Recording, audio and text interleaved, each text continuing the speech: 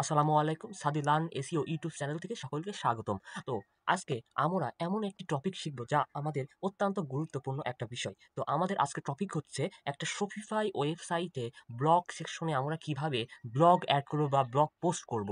তো আমরা অনেক সময় আমরা ওয়ার্ডপ্রেস, উইক্স, ফ্রেমার এগুলো আমরা হচ্ছে ব্লগগুলো সেকশনগুলো দেখি। কিন্তু শপিফাই ওয়েবসাইটে কিভাবে আমরা ব্লগ পোস্ট করব এটা কিন্তু আমরা জানি না। তো সেক্ষেত্রে আজকের আমাদের মেইন টপিক হচ্ছে শপিফাই ওয়েবসাইটে আমরা কিভাবে একটা ব্লগ পোস্ট করতে পারি। ঠিক আছে? তো অনেক সময় আমাদের ফাইবার বা আপওয়ার্ক বিভিন্ন মার্কেট প্লেসে আমরা এই ব্লগ পোস্ট করার কারণে অনেক কিন্তু কাজ পেয়ে থাকি। অনেক সময় ক্লায়েন্ট আমাদেরকে ব্লগগুলা দিয়ে দেয় তার ওয়েবসাইটে পাবলিশ করার জন্য, বা অনেক সময় নিজে যদি কনটেন্ট রাইট করা হয়, নিজে কনটেন্ট রাইট করে ক্লায়েন্টের ওয়েবসাইটে কিন্তু আমরা অনেক সময় এই কনটেন্টগুলা দিতে পারি না। তো সেক্ষেত্রে আমরা এরকম যাতে আমাদের সুবিধা হয় সেরকমভাবে আমি আপনাদেরকে এই ব্লগটা কিভাবে পোস্ট করতে হয়, ব্লগ এসইওটা কিভাবে করতে হয় এটা আমি জাস্ট আপনাদের শেখাবো। তো আজকে আমার ক্লায়েন্ট আমাকে আমার একটি ব্লগ দিয়েছে। তো এই ব্লগটা আমি আমার ক্লায়েন্টের ওয়েবসাইটে ব্লগ সেকশনে পোস্ট করে দিব। তো আমার আমার ওয়েবসাইটটা হচ্ছে শপিফাই। আমার ক্লায়েন্টের ওয়েবসাইটের নাম শপিফাই। তো শপিফাই, ওয়ার্ডপ্রেস সেম,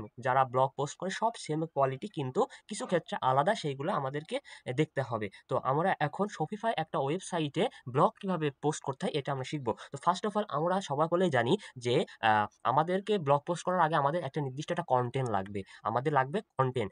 কন্টেন্টের পর আমাদের আমাদের যেই ওয়েবসাইটে আমি পোস্ট করব সেই ওয়েবসাইটের কিন্তু আমার একটা অ্যাক্সেস লাগবে। তাহলে ফার্স্ট অফ অল আমাদের কি লাগবে?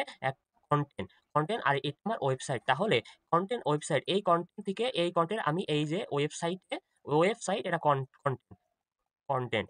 এই কনটেন্টটা আমার এই ওয়েবসাইটে আমি পোস্ট করে দিব বা পোস্ট করব। তো সেক্ষেত্রে আমাদেরকে এটা এসইও করতে হবে। তো সেজন্য আমরা চলে যাব ফার্স্ট অফ অল আমাদের ক্রোম ব্রাউজারে। তো ক্রোম ব্রাউজারে যাওয়ার পরে আমার যে ক্লায়েন্ট সে আমাকে একটি ডক শিটে আমার একটি কনটেন্ট দিচ্ছে। তো এই যে একটা content, the brief history of cushion, সেটা কুশন সার্ভিস দেয়। তো এই কুশন নিয়ে সে একটা ব্লগ রেডি করছে এবং এই ব্লগটা তার ওয়েবসাইটের ভিতরে পাবলিশ করতে চায়। তো সেজন্য আমাদের অবশ্যই জানি, তো কোনো আমি একটা ওয়েবসাইটে পোস্ট করতে হলে ওই ওয়েবসাইটে কিন্তু অ্যাক্সেস লাগবে। তো সেজন্য শপিফাই স্টাফ অ্যাক্সেসটা লাগবে।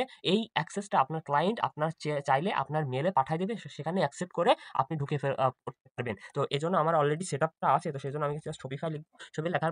লেখার পর করার পরে এই যে একটা অটোমেটিক্যালি আমার ঢোকা নিয়ে যাবে। কারণ আমার অলরেডি সেটআপ করা এবং কন্টিনিউ ঢোকা হয়। তো এই যে আমার একটা শপিফাই স্টোরে আমি ঢুকে পড়ছি। একটা শপিফাই ওয়েবসাইটের ভিতরে কিন্তু ঢুকে পড়ছি। তো এরপরে আমি আমার ওয়েবসাইটটা একটু দেখি যে আমার ওয়েবসাইটটা কিরকম আছে। তো আমার ওয়েবসাইটটার নাম হচ্ছে shopshops.com। এই যে এখানে ক্লিক করি। এই যে একটা ব্লগ সেকশন, এই যে শোক শপ, ঠিক আছে? এটা আমার ক্লায়েন্টের ওয়েবসাইট। সে কি বুঝতে পারছেন না? শোক শপ নিয়ে হচ্ছে সে বিজনেস করে। তো সেই ক্ষেত্রে শোক শপের গুরুত্ব, ভূমিকা, কেন প্রয়োজন, করলে কি হয়, এমন ব্লগগুলো সে দিতে চাচ্ছে। তো এই যে এখানে আমরা ব্লগে দেখতে পাচ্ছি, ব্লগে ক্লিক করার পরে এই যে তার বিভিন্ন ব্লগ দিছে। তো এইগুলাও কিন্তু আমি দিয়েছি। তো আমি জাস্ট আপনাদেরকে শেখানোর জন্য এটা আমি আপনাদের কাছে পৌঁছাতে চাই। তো এখন এই যে ব্লগ কনটেন্ট গুলো দিছে, ঠিক তেমনই ভাবে এই ব্লগগুলো আমাকে ক্লায়েন্ট আমাকে দিয়ে দিছে। আমি জাস্ট পোস্ট করছি। তো এই যে আমার একটা ব্লগ, এই ব্লগটা আমি কিভাবে আমার ওয়েবসাইটের ভেতরে এই যে এখানে এই যাতে কেউ ব্লগে আসলে এই ব্লগটা যেন পড়তে পারে। তো সেজন্য আমাদেরকে অ্যাক্সেস দিয়েছে। তো অ্যাক্সেসে ঢোকার পরে আমরা এমন একটা ড্যাশবোর্ড পাইছি ফার্স্ট অফ অল। তো সেক্ষেত্রে প্রথমে আমরা এরকম ড্যাশবোর্ড পাওয়ার পরে অনলাইন স্টোর, এখানে আমরা ক্লিক করব। এই যে অনলাইন স্টোর,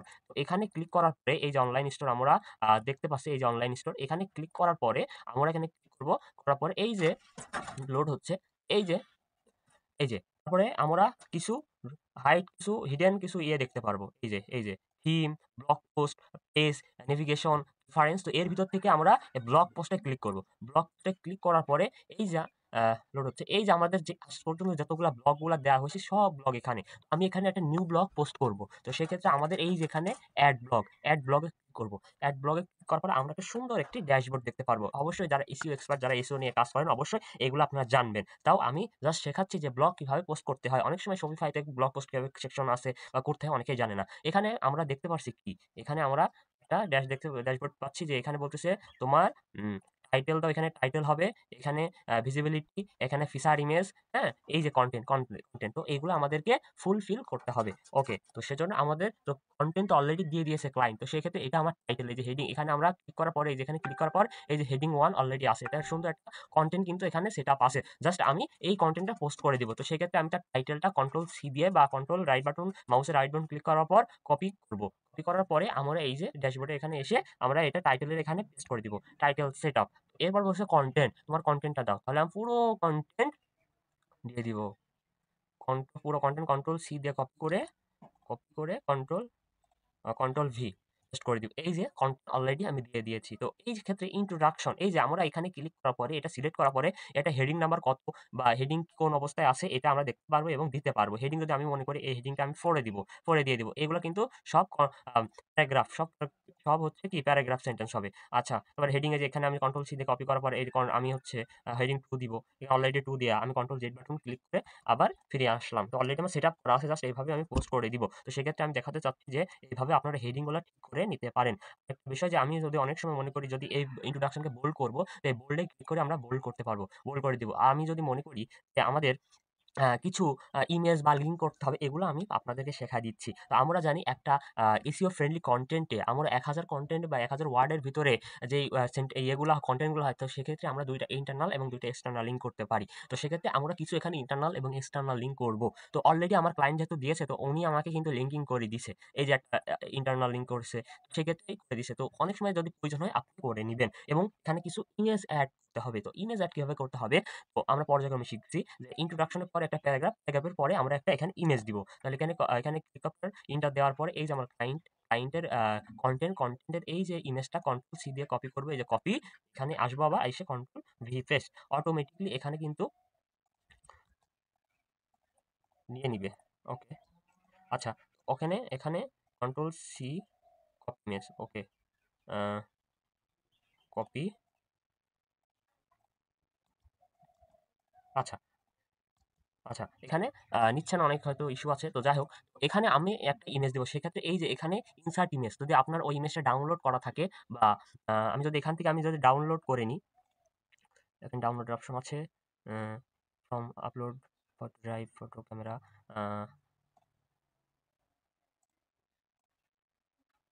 আচ্ছা, তো আমি যদি আমার যদি কোনো ইমেজটা যদি ডাউনলোড করা থাকে, তো সেক্ষেত্রে আমি এখানে ইনসার্ট ইমেজে ক্লিক করব। ইনসার্ট ইমেজে ক্লিক করার পর অ্যাড ইমেজে যাওয়ার পর এই যে একটা ইমেজ, তো এটা আমার সিলেক্ট, ধরেন এটা আমার নামানো আছে এখানে, আমি এখানে সিলেক্ট করে দিব। দেওয়ার পরে এখানে আপলোড হবে। আপলোড হওয়ার পরে আমরা দেখব আপলোড হচ্ছে, প্রসেসিং হবে। যাই হোক, এরপরে আমরা যে ইমেজগুলো ক্লায়েন্ট দিবে এগুলো আমি ডাউনলোড করে নিব। অনেক সময় কপি ইমেজ করলে হয়, হয়তো এর সমস্যার কারণ হচ্ছে না। তো কপি ইমেজ করার পরে আপনি এখানে পেস্ট করে দিবেন, অটোমেটিক নিয়ে নেবে, বা আপনি ডাউনলোড করেও নিতে পারেন, যাতে আপনার সুবিধা হয়। আচ্ছা, সিলেক্ট করার পরে এখানে কন্ট্রোল ভি দিয়ে পেস্ট করব এবং এই যে দেখছেন আমার ইমেজটা চলে আসছে। ধরেন সেম ইমেজই আমি আরেকবার আমি দেখানোর জন্য আপনাদের করতেছি, যে প্রবলেম হচ্ছে। আচ্ছা, এখানে ধরেন এই যে সেকশনের আগে এই যে 10 এর পরে আমি আরেকটা ইমেজ দিব। তাহলে সেম ভাবে এখানে ইনসার্ট ইমেজে ক্লিক করব। ইনসার্ট ইমেজে ক্লিক করে অটোমেটিক আমি আবার আপলোড করব। আপলোড করার পর আবার এখানে আসবে। ধরেন এটা আমি আবার দিব। এটা দিলাম। ধরেন আপলোড করা আছে, আমি এটা দিব। আচ্ছা, দেওয়ার পর এই যে অটোমেটিক্যালি আমার কিন্তু জেনারেটেড চলে আসছে। সেক্ষেত্রে ওকে। তো এই যে তারপরে এফিকিউ কনক্লুশন সবই ওকে। তো যেহেতু আমার ক্লায়েন্ট এই কনটেন্টটা দিচ্ছে, তো সেক্ষেত্রে আমি এখানে কোনো কনটেন্টে হাত দিতে পারবো না। আচ্ছা, তাহলে এইটুকু আমাদের শেষ হলো। টাইটেল দিলাম, কনটেন্টটা দিলাম, ইন্টারনাল লিঙ্কিং করে দিয়েছি, ইন্টারনাল লিঙ্কের বিষয়টা দেখলাম। আর যদি আমরা নিজেরা যদি ইন্টারনাল লিঙ্ক বা এক্সটার্নাল লিঙ্ক করতে চাই, তাহলে আমরা এই কুশনের উপরে সিলেক্ট করে এই যে ইনসার্ট লিঙ্ক, এই যে লিঙ্কিং একটা অপশন আছে, এখানে ক্লিক করার পরে আপনি যেই ইয়ের সাথে লিঙ্ক করবেন, ধরেন আমি এটার সাথে লিঙ্ক করব, এই ইউআরএল এর সাথে কন্ট্রোল সি দিয়ে কপি করে কন্ট্রোল ভি পেস্ট করে এখন বলতেছে দ্য সাম উইন্ডো, তুমি কি এই উইন্ডো বা এই পেজেই অন করতে চাও, না নতুন ট্যাব নিয়ে অন করতে চাও, নিউ উইন্ডো। তো আমরা অবশ্যই দেবো নিউ উইন্ডো, মানে ওইটা থাকা অবস্থায় আরেকটা ট্যাব এসে ওপেন হবে। আচ্ছা, তাহলে ইনসার্ট লিঙ্ক, এই যে একটা লিঙ্কিং হয়ে গেছে, দেখছেন। আচ্ছা, তারপরে ওকে, তারপরে আমরা নিচে আসবো, এই যে অপশনটা, তো এডিট ওয়েবসাইট এসইও, মানে এই যে সার্চ ইঞ্জিন লিস্টিং প্রিভিউ, তোমার যে এই কন্টেন্ট তোমার ট্রাফিক বা ভিজিটর কিভাবে দেখবে। তো সেক্ষেত্রে এটা আমাদের কিন্তু এডিট করা খুবই প্রয়োজন। তো এডিট ওয়েবসাইট এসেও ক্লিক করবো, করার পরে এই যে আমার টাইটেল 70 এখানে বলতেছে 0 থেকে 70 ক্যারেক্টার ইউজ, তোমার 70 থেকে ইউজ করতে পারবে, হ্যাঁ। তো ডিসক্রিপশন কত, এই যেখানে বলছে 60 ক্যারেক্টার ইউজ, তুমি 160 ক্যারেক্টারের বেশি করতে পারবে না। তো সেক্ষেত্রে এটা আমাকে বলে দিচ্ছে। তো সেখানে এমন হবে, অনেক সময় দেখা যায়, অনেক সময় আমরা দেখতে পারি যে এই যে এই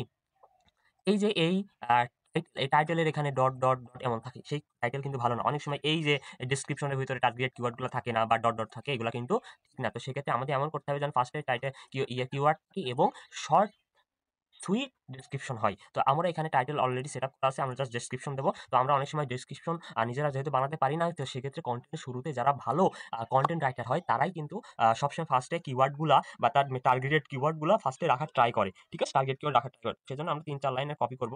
কপি করার পরে এখানে এসে আমি পেস্ট করে দিব। পেস্ট করার পরে অনেক কিন্তু বেশি হয়ে যাচ্ছে, ৫২৭ ক্যারেক্টার। তো সেক্ষেত্রে আমরা এতগুলা নিব না। তো আমরা একদম দেখে ১৬০ ক্যারেক্টার নিব। ১৬০ ওভার পর্যন্ত নিই। এভ্যালুয়েশন। আচ্ছা, এভ্যালুয়েশন পর আমরা এতটুকু দিলাম। নেওয়ার পরে একটা শর্ট অ্যান্ড সুইট যাতে ফুল ইনফরমেশন একটা পাই। এখানে দেখতেছি আমরা এই যে ইন্ট্রোডাকশনটা আছে, তো এইগুলো আমরা নিব না।